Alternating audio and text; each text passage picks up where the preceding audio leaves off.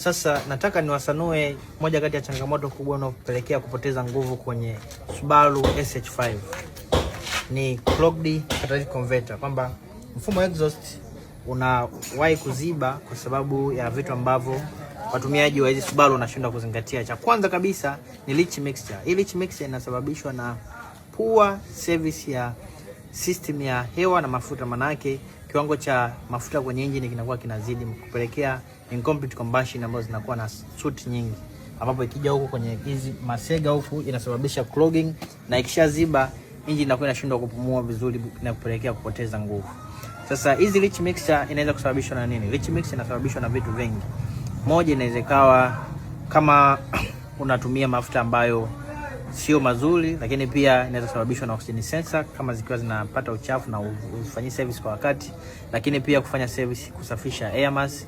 Watu ambao mna uvivu wa kubadilisha air filter pia inaweza kusababisha leach mixture. Lakini kitu cha pili ambacho watu wengi wanashauriana na mafundi mtaani kwamba kutumia fuel additives. Hizi fuel additives nyingi kwenye Subaru zinashindwa kufanya kazi vizuri na kupelekea combustion zile zinakuwa inefficient, kiasi kwamba inakuwa ina produce soot nyingi ambazo zinakuja zinapelekea kuziba. Lakini pia kitu cha tatu inaweza kawa ni kama engine yako inapata changamoto ya kubani oil. Kama oil inapunguza, maana yake inapobani oil huku exhaust zinakuwa ni nyingi ambazo zinaweza kupelekea kuziba.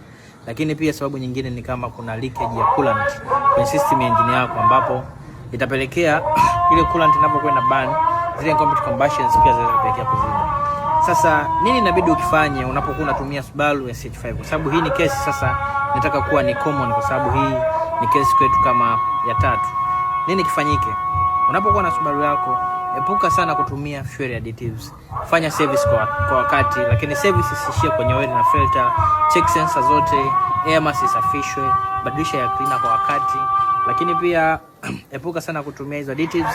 Kitu kingine cha muhimu, ukiwa unatumia Subaru, epuka kabisa au acha kabisa, bora ukiwa una hela usiweke plug fake au za bei ndogo, kwa sababu zile misfiring na low efficiency combustion zinapelekea kuziba exhaust system. Matokeo yake yanapelekea kupata hii system yote inakuja kugharimu kubadilisha masega, au kama utakuwa unahitaji kukata kubadilisha masega inabidi ubadilishe hii exhaust yote, ambayo pia ni gharama.